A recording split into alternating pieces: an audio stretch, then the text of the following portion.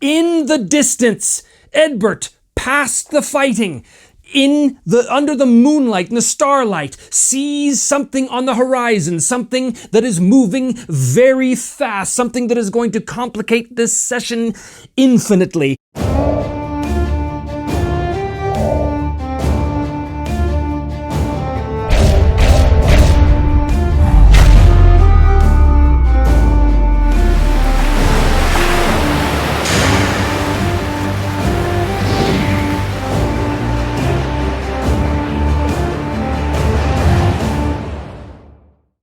Welcome back once again to Me, Myself, and Die. I am your intrepid host, GM and player, Trevor Devall. Thank you so much for joining me here today. And if you want to help support the show, there's a number of ways you can do that. One, you can hit like and subscribe. That's the easiest. The other one is to join the Patreon, which is a real great way to support the show. The other one is to buy products from the links of the books and stuff that I use in the show. That's in the show notes below. Or we got brand new merchandise, handmade right here in the home office, so that's kind of cool. If you want to check that out, you can go to memyselfanddie.com. But enough of the sales pitch. We are here to see what happens to Edbert, because last time we saw him, there was a mutiny on board the Drunken Ghoul. Now, how that happened was, the Guardian had grown up very rapidly and apparently had attacked some of the men in its attempt to get to Carlos and Shoris Greta in order to feed on their blood. The long and the short of it is that the crew was none too happy with Edbert. They started to think that he was in league with necromancers and demons and wizards because, well, he sort of is. He's certainly in league with Uraz Vath, the strange tentacled brain on the top of the tower. And also he has this bizarre monster with him everywhere he goes that has already attacked two of the men. So the men decided to mutiny, and they were very afraid of Edbert because they knew that he was haunted, or they knew something's going on with him. Sherilyn, by the way, broke through his will, so she is now, he can no longer resist her, which is going to be bad. So bad, in fact, he's going to be a -1 to everything he does because of the fatigue and the haunting and all that stuff. I hope I remember that. That sounds like the kind of rule I will forget, so forgive me if I do, but suffice to say that he should be -1 to everything he does before we go out. Vale as well, back at Stormsworth, had discovered the location of the Soul Cage, so presumably the Inquisitor's Leap is even now en route to the Dead Man's Reef to head Edbert off at the pass, we think. But for the moment, we are dealing with a mutiny on board the Drunken Ghoul, and Carlos, who had been brought on side by the rest of the mutineers to lead them and to presumably take over the captaincy, now stands before Nicola, having just issued his ultimatum that he is now going to be the captain of the ship. And I think before anything else happens, we have to do a little bit of bookkeeping. So, first of all, there is a new thread, and that thread is stop the mutiny. We had another thread that was half the crew is suspicious of Edbert now. Well, that's done because they've acted on that, so that can be removed. There are no new characters to add to our list, but our chaos factor is definitely going to go up to 8. On deck, Nicholas sees the crew with their swords drawn, their weapons drawn, closing in around him, and he knows that his cause is lost. He knows that these men are now determined to take the ship from him. He also knows that Edbert is underneath in his cabin. He also does know that now Edbert is haunted by Sherilyn. He's probably not asleep. And so I think Nicola, seeing his situation, shouts at the top of his lungs, "Edbert, mutiny!" And he gets those 2 words out before a fist lands in his face. It is Carlos's fist, which silences him. The rest of the men pounce on him and begin to, disarm him, perhaps begin to tie him up, whatever the case is. But now the question is, does Edbert, who is very much awake in his own cabin, does he hear that? Ooh, I think it's a good bet. I'm going to give him an alertness test. I'm going to give him +3 because of the nature of the situation. He's wide awake. Nicola just yelled at the top of his lungs on an otherwise quiet night. I think that's a very good chance. So 9 or less, and Edbert hears the cry. 4, yes, he does. So Edbert, in his quarters, sits up in bed, not from asleep, because of course he's not asleep. Sherilyn is constantly hissing and screaming at him. Fatigued as he is by the haunting, he is still very much alert and aware. A couple of things are in play here. 1, Sherilyn. Sherilyn has broken through his will, which means he's -1 to everything he does. However, Sherilyn does not want him to die. She wants him to atone and stand trial for his grievous sin. However, she also does not want him to get to the soul cage. So this is going to be an interesting thing. I think it's in Sherilyn's interest right now as the chaos begins to consume the ship. I think it is in Sherilyn's interest to prevent Edbert from stopping the mutiny, but also protecting him from imminent death. The Guardian, of course, look, it lifts its massive reptilian head, its serpentine tongue, forked tongue kind of, flicks out its big cold snake-like eyes, look around, look at Edbert as though waiting for instruction. Edbert kind of grabs his weapons. Meanwhile, up on deck, Carlos gives the order to a couple of men to go down and apprehend Edbert. Now, the men are not particularly happy about doing this. They're kind of terrified of Edbert and his giant reptilian friend, but Carlos is insistent. The only way for us to take the ship for ourselves is to ensure that we eliminate Edbert. Now, don't be a coward. Get down there. So a couple of men kind of, grumble, and but they begin to make their way down. I think there's 3 of them that go down, and I think when they get into the darkness of the ship, there's a couple of lanterns that are kind of swinging and causing crazy shadows to dance wildly along the sides of the walls, the interior hull of the second deck down. They are carefully moving forward. These guys are terrified. They know that this creature protects Edbert, and they're kind of terrified of him too. So they are going to very carefully make their way. Now, Edbert is aware that something is wrong here. I guess the question is, they're going to do a stealth, he's going to do an awareness. Let's see what happens. All of their stats, by the way, for these pirates are 5s. Edbert, on the other hand, has an alertness of 6. So this is a competing roll. Let's do their stealth first. Their stealth on 5s is a success, and Edbert's okay. So Edbert doesn't actually hear them, but I think the Guardian certainly will. But let's deal with this. So they carefully, quietly make their way around this corridor in single file, because it is very, very narrow here. This is a wall there. Does the Guardian hear them? Oh yeah. The same, it's a tie because they rolled 2 as well. So the Guardian suddenly looks up, a forked tongue darting in and out, and it immediately assumes like a defensive crouch. So Edbert knows that something is up here. He goes over and he slowly opens the door. Over here, this guy is definitely gonna hear that door open. He stops. He looks back at his comrade. The other pirate behind him kind of gestures him forward, but this guy kind of gulps. He gets a hold of his spear and he begins to go much closer. Now, the Guardian, it heard the guys before Edbert does, so it probably leaps out into the hallway to take this guy down. What is the odds that it leaps out and attacks? I think it's very likely. Very likely is an 83, which is a success. So yes, or yes rather.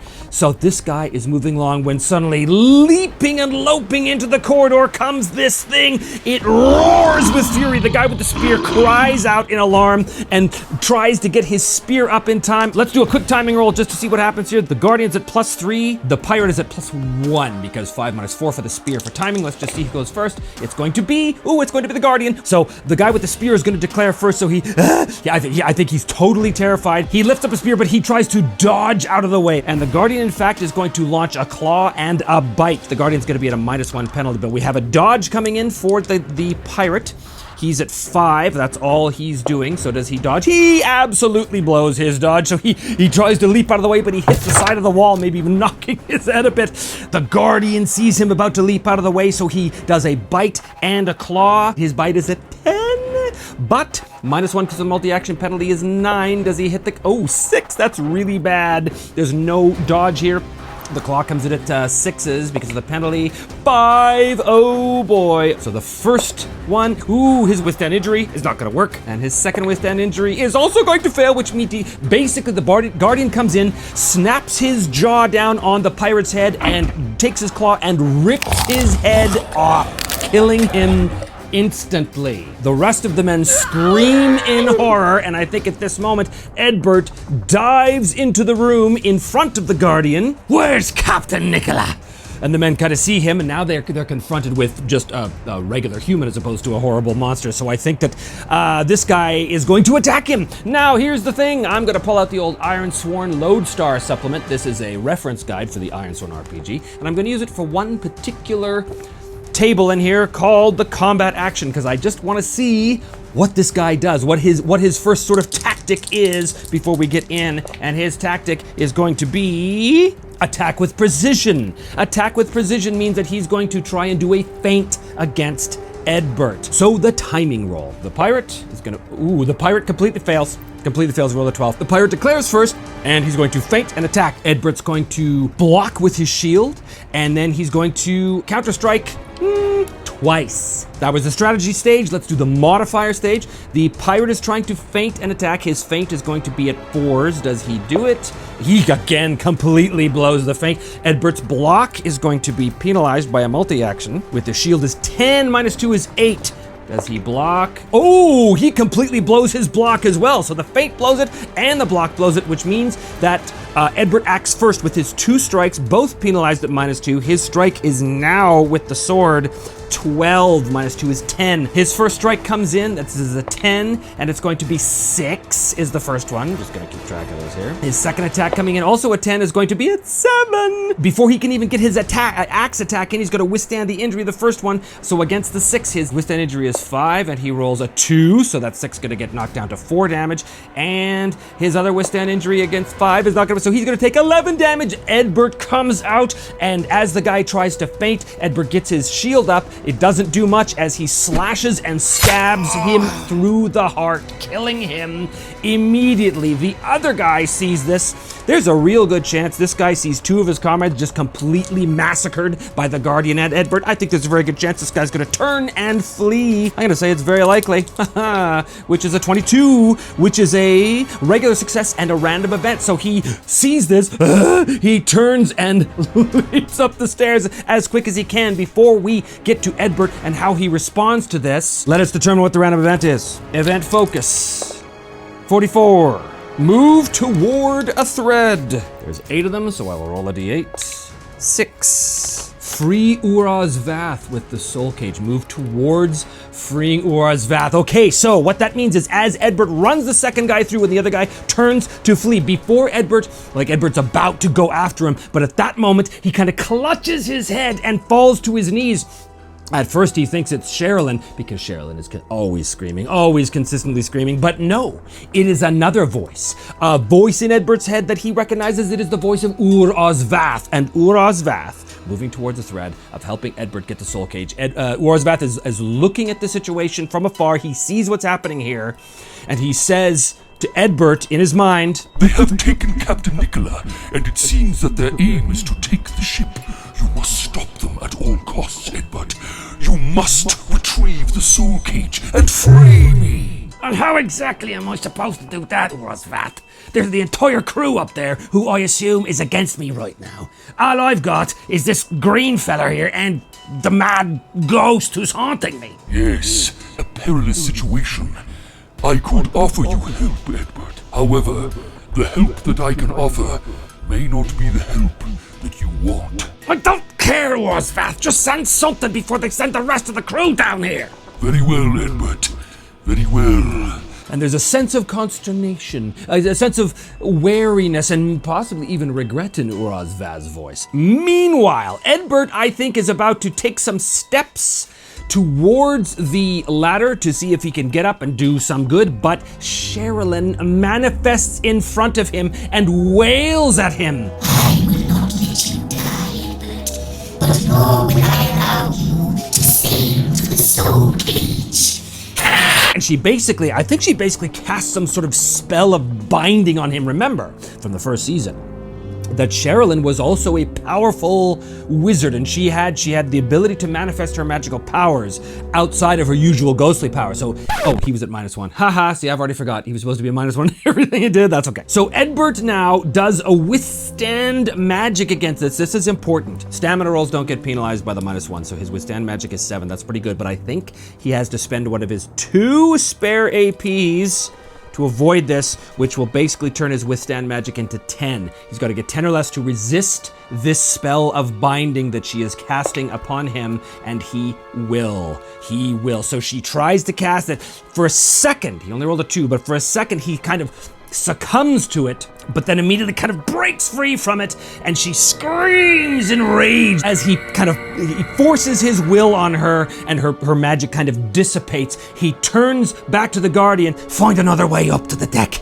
And he turns, and sure enough, the thing disappears into the darkness, presumably going to find another access way to the deck. As he pushes past her ethereal form and moves towards the ladder which leads up to the top of the deck. Now, this other pirate has emerged from the top of the deck and it immediately begins screaming about how the creature is tearing his friends apart and Edward is a man possessed. I think they've grabbed Nicola, and Carlos has got Nicola, and the rest of the men are kind of surrounding the stairway here, waiting for him to emerge. Carlos and Nicola there. And as he gets to the stairway, I think this guy fires a bolt, and it fires a bolt down, and it, thuds into the deck behind him. And I think at that moment, Carlos shouts from up top. He's got Captain Nicola at knife point, basically. Take not one more step, Edward. I have your friend and the captain at knife point. I will slit his throat unless you immediately throw down your weapons and ascend the stairs to surrender. That is your only option now. Edward gets his shield up just in case somebody else takes another pot shot at him. I've got a better idea, Carlos. You let the captain go right now, or else I'll come up there and butcher every last one of yous. That's an intimidation roll. The men are already kind of terrified of this guy.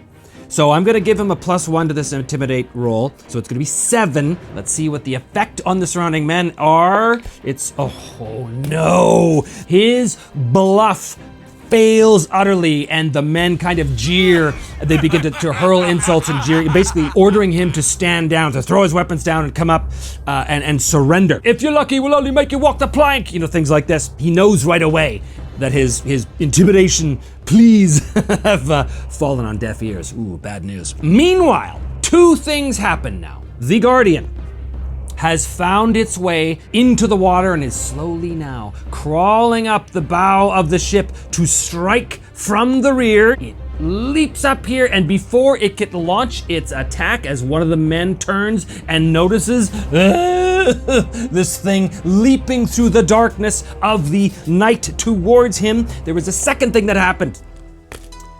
Ur-Ozvath has sent help. Now, if you recall, Ur-Ozvath was a mad wizard who altered the structure of different creatures and made strange hybridizations of various beasts. And I think that Ur-Ozvath has sent something to help. But as he said, this is the help he could send, not necessarily the help that Edward would want.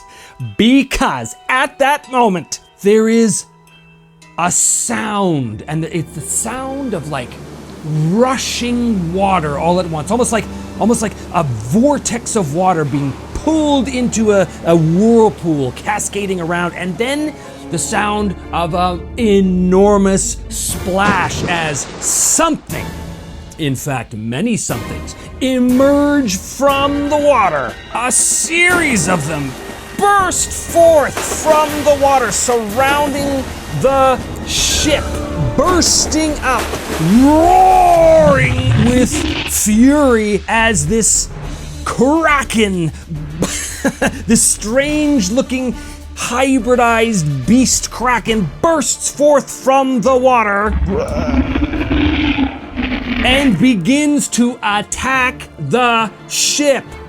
Now remember, the Guardian has also emerged on deck here at the same time. The Kraken is beginning to whip its massive tentacles around. So here's the thing. Oh, this is total chaos. The men immediately break into panic. There's no way that they'd make a morale check on this one. As they see this, they begin to scream in horror. This is their worst nightmares come true. One of the tentacles goes careening through the air and smacks Carlos, knocking him and Captain Nicola to the ground as the rest of the tentacles begin to grope for men and to try and grab them. One of the tentacles grabs one of the men and picks him up and twists and crushes him into 2 pieces. Another one grabs another man and plucks him off the deck and pulls him down under the water, where he immediately disappears into the black, murky depths of the churning ocean. It is chaos, but Edbert sees his opportunity. He knows that this must be the help that Ur-Ozvath sent, so he launches himself up the stairs, pursued by his ethereal tormentor, who has tried and failed to stop him. And now she, Sherilyn Spiritbane, sees that Her charge, if you will, is in great danger, surrounded by enemies. A huge portion of the men are desperately trying to fight off these tentacles, shooting arrows at it or uselessly slapping their blades that kind of bounce off the tentacles like it was rubber or something. Another group of the men are just losing their minds with fright, some of them even trying to find a way off the ship, although that would mean jumping into the water with the tentacles, so that's not a good idea for them. But the other portion of the men are fighting still, and I think some of them at least see Edbert, and they engage him in combat. Now, up here, the Guardian makes short work of him, but gets locked in combat with this guy, we'll say, chasing him around the deck as he's trying desperately to defend himself, as well as from these tentacles that keep lashing about the deck, grabbing men, knocking them aside, picking them up. I think some of the tentacles as well wrap themselves around some of the masts and begin to pull at the masts, causing the entire ship to lurch over to one side. It is pure chaos, but there are a handful of men who are going to deal or try and deal with Edbert. All right, Edbert does his timing. He's at +3. His timing is going to be, his timing's going to be 4. Sword Pirate, going to be a 3. Hand Axe Pirate is going to be at +1, so he rolls a 10. Battle Axe Pirate is going to be at -2, which means that Battle Axe Pirate is going to we're going to keep this real simple. He's going to swing at Edbert because they outnumber him 3-1. But there is another player in this as well, and that is Sherilyn. Let us roll Sherilyn's timing. I don't actually have stats for her, but I'm going to just say it's +5.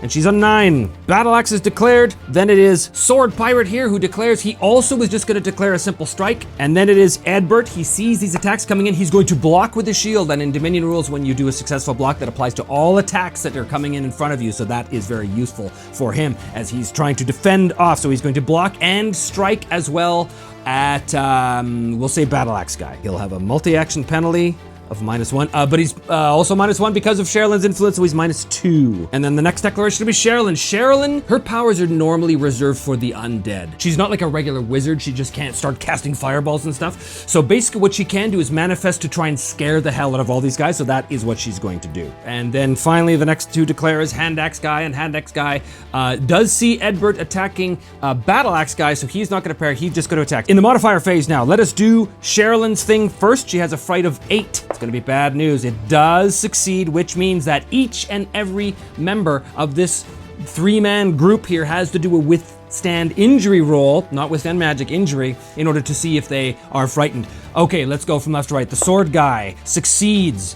The battle axe guy succeeds, and hand axe guy will fail. So he could do nothing for the rest of this round, but the very next round he's going to try and flee as best he can. Well, that didn't go as well as we thought it would. In the modifier phase, Edbert has to roll his defense. His defense roll with the shield is 10, so its -2 is going to be 8, and he rolls a 6, which is really, really good. That block is so good, these guys can't hit him because their skill is only 5. So they can't hit him. His block is masterful. Hand axe guy is frightened. He was on 10, but he just stands there screaming at this manifested ghost. Edbert on 4.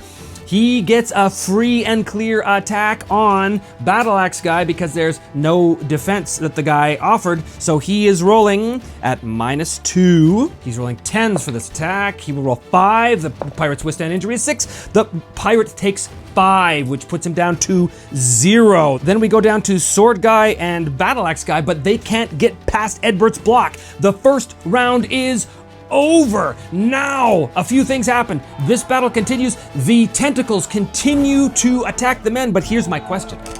In the zeal to attack, does this creature start actually attacking the ship as well? Does it knock masts over? Does it begin to grab the strakes on the side of the ship and pull them apart? In other words, does this thing begin to damage the ship, possibly destroy the ship? It was summoned by Urazvath to help Edbert, so I think I'm going to say that it's very unlikely that it starts to attack the ship, but we're on Chaos Factor 8 here, which means there's a 65% chance of a yes. Does it do it? Oh, yes, it's not an extreme yes, but it does, which means it begins to, in addition to attacking the men on the ship, it begins to wrap its tentacles around the mast and begin to break parts of the mast off. Huge sections of sail go flying off into the water, disappearing behind them. Edbert has to try and get control of the situation before the Kraken destroys the ship or kills so many of the men that there's nobody left to sail the ship. So at the top of the next round, we've got this going on. We've got the Kraken smashing the ship, killing the men, and we've got Carlos and Nicola. Does Nicola use this opportunity to try and escape Carlos and attack him right by the bound Wyndham, who's rolling around on the deck. Remember, the deck is heaving and pitching as the Kraken is pulling the deck back and forth. Does Captain Nicola get a chance to try and basically attack Carlos by maybe trying to headbutt him over the side? I think he would definitely try, but does he get an opportunity? He is bound. I think it's unlikely. In fact, I think it's very unlikely he gets an opportunity. Still a pretty good chance, though. Oh, that is a extreme yes. So that means as they struggle to their feet, Nicola is going to get an opportunity to try and smash into Carlos and send him careening over the side, possibly beside this tentacle here. Interesting. Let us deal with that in a second. First of all, back to this fight here. Sherilyn is spinning around, having manifested. I think some of the other men are totally terrified as they see this as well. You know, in fact, this guy over here sees her. His hair goes completely white as she manifests, only to be plucked up by this tentacle and hurled over the side, screaming to his death. Meanwhile, we still have this fight right here. Actually, before we get to Edward, let's deal with what's going on up here. This is going to be 8s versus 5, 8s versus 5. Oh, that's bad for the pirates. This guy gets torn apart by the Guardian as he rips into his jugular with his massive snout and rips his neck out. Bad news, the crew are dropping like flies. He begins to turn on this guy as well.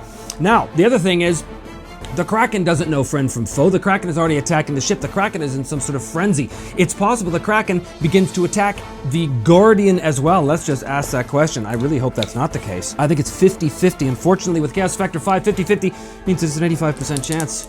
And the answer is yes, which means that as the Guardian is attacking this thing, this tentacle wraps itself around the body of the Guardian and begins to try and pull it up into the air. Over here in the central combat, let's go back to round 2. Edward's rolling his timing at +3. He'll be going at 7. Sword guy is rolling at -2, I think. Oh, 12, he goes last. Battle axe guy is also -2, I think. Sherilyn can still do something, and she's gonna be 8, 9, 10, what did I say? 12. She's gonna be high. She's gonna be first. Battle axe guy could not get us a blow on Edbert. He is unfazed by the ghost, but certainly not by these tentacles going madly around him. I think he's going to do another strike at Edbert. Then it's going to be Edbert. Edbert again is going to block and strike. So sword guy should have declared first. Actually, he's just going to attack normally as well. And then there's Sherilyn. Sherilyn, she can pull a poltergeist thing as she's sort of fading in and out of visibility.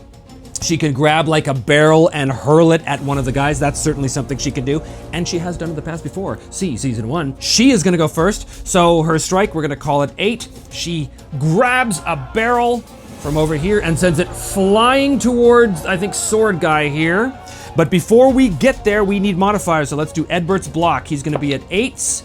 2. Well, that's not particularly great. Nobody else was doing any defenses, so it is just Sherilyn. She's hurling the barrel at 8. She will succeed. She'll smash into sword guy. He will get a withstand injury roll of 2, so he will take 1 damage from that as it kind of glances off the side of his head. Edbert, who was blocked, and now he strikes at battle axe guy again. Again at -2. He's rolling on 10s, and he rolls a 6. The guy has a withstand injury of 5, so he fails that, which means he takes 6 damage. He is now -6. He is dead. Edbert runs him through and he drops dead, the deck becoming slippery with the blood of fallen combatants and the gore as some of the other men have been ripped apart by these flailing tentacles all around the ship. There is a tremendous crack and groan as part of the center structure of the ship is under pressure, perhaps from a tentacle underneath the water that's grabbing the ship and pulling the boards apart underneath. It is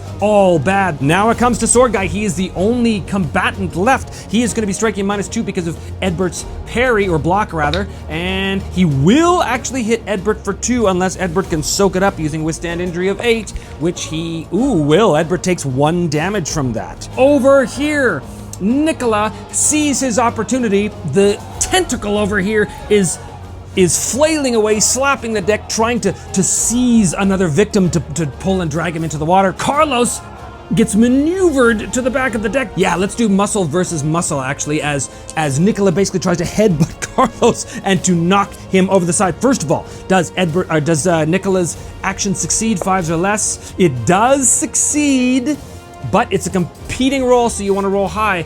Now, Carlos's muscle is not great. It's going to be 4s. Carlos muscle 4. Does he get 4 or less? If he gets it, he resists, and he does not, which means Captain Nicola maneuvers Carlos. His hands are still bound, but he drives his head into Carlos's sternum. Carlos kind of gets the wind knocked out of him and goes careening back to the rail just as this massive tentacle is slapping all over the place. Here's another thing. I'm going to give Carlos a standard agility test to see if he falls over. His agility is going to be 5. He's a sailor. He's pretty good. If he fails this, he's going to fall over the rail. He succeeds. So Captain Nicola rams Carlos into the side of the gunnel, knocking the wind out of him. But Carlos is able to steady himself and not get pushed over the side as this massive tentacle is making its way for him right there. That is the end of that round. We go into the third round now. Let's see what happens with the Kraken. Does that tentacle grope and grab for Carlos? The tentacle is going to strike, but Carlos is going to get a chance to dodge out of the way. The tentacle is going to strike at 8, and it will potentially grab Carlos unless he can dodge out of the way at 5. Oh no! Nicola drives Carlos into the rail. Carlos stabilizes himself but does not go careening over the side. Carlos says, "You will have to do better than that to get rid of Carlos." And at that moment, Nicola kind of looks behind him and sees this massive tentacle coming up, snaking its way towards Carlos, and he says, "I think I just did." Carlos looks at him and turns, and he sees the tentacle grab him, and it pulls him out and yanks him down under the waves, disappearing under the water. Meanwhile, over here, the Guardian is also tussling with the tentacle. The Guardian tries to sink its fangs into the tentacle to get it to release the tentacle. I'm going to roll an 8, his bite attack, and he's going to... Oh, he's unable to damage the tentacle, which means that the Kraken pulls the Guardian under the water as well. Now, the Guardian can breathe water, so he's not going to drown, which is good, but the Guardian is currently struggling under the water with this massive tentacle on this Kraken, which comes back to here. This guy flees for his life, although there is nowhere to go. Captain Nicola has dealt with Carlos, and he's desperately trying to get his bonds undone. He runs over to Wyndham, and basically the two of them try and escape their bonds together using muscle rolls to burst their ropes, essentially, as the Kraken continues to tear the ship apart. My question is, does the Kraken do significant hull damage to the ship? My question is, really, that tentacle or series of tentacles that were underneath the ship, have they grabbed a hold of the strakes making up the underbelly of the ship, and have they begun to rip them apart? Has the Kraken begun to flood the ship? I think it's unlikely. In fact, I think it's very unlikely because the Kraken's been so focused up here, but we did already roll. He was going after the ship itself in addition to the men. I'm gonna make it unlikely. This is a 75% chance of a yes. If this roll is a yes, we're in big, big trouble because this ship could go down. 75% chance of a yes. Oh, look at that! 77 is a no, and it's doubles under, which means there's a random event. Okay, that's good. The Drunken Ghoul lives for the moment. What is the random event? Event focus. 85. NPC negative. Who is the NPC? 1. Sherilyn. What is the nature of this? What is the action and subject? The action is 35. Return. 12. Opposition, the return of opposition. Who opposes Sherilyn? Undead. She's opposed by Edbert's will. Well, it could mean one of two things. The first thing it could mean, Edbert basically, because of his bloodthirsty nature, he's living for the fight right now. It could have reinvigorated his will, so he's no longer -1 to everything he does. I think that's by far the most likely thing. Or it could mean something completely different, which would really screw things up. Let's ask that. I doubt this is gonna happen, but let's see. Is it that Edbert has a renewed sense of will and basically throws off the fatigue penalties of Sherilyn's haunting for the moment? Is that the case? Well, we're chaos factor 8 here, so I'm gonna call it somewhat likely. It's overwhelmingly, it's a 90% chance. Oh my god, you cannot be serious. It's an extreme no, which means that's not what happens. That is not what happens. It's not that the return of opposition, it's, okay, I'll tell you what it is. The return of opposition, what is it that Sherilyn is against? Sherilyn is against the undead. She was the head of the Order of the Purifying Flame. What is the most significant thing in these waters right now that would be opposed to her? The return of opposition is, in fact, that which the Order of the Purifying Flame was sent here by the League of Free Lords to protect them against.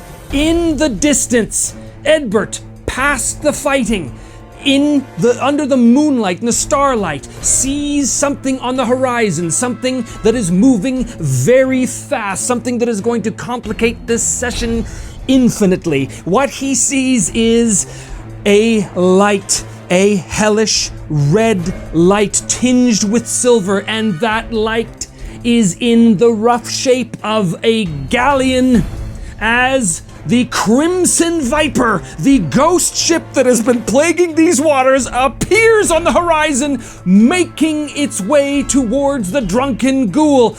Sherilyn reacts immediately, almost, if she could, salivating, which she can't because she's a ghost, but this is her purpose, this is her ultimate purpose, to deal with the ghost ship. She can't do this on her own, but she's a ghost. She's not really in her right mind. She doesn't have much of a mind at the moment. But she glides over and sees in the distance the Crimson Viper ghost ship is approaching. Okay, everything's getting totally crazy here. So crazy, in fact, I think I'm going to end the episode right here. Thank you so much for joining me. And if you do want to help support the show, please do hit like and subscribe, or join us on Patreon, or buy some merchandise at the new store. It's all handmade and it's really good quality, and you should get some because it's great. Thank you so much for joining me here, and I will see you all again on the next episode of Me, Myself, and I.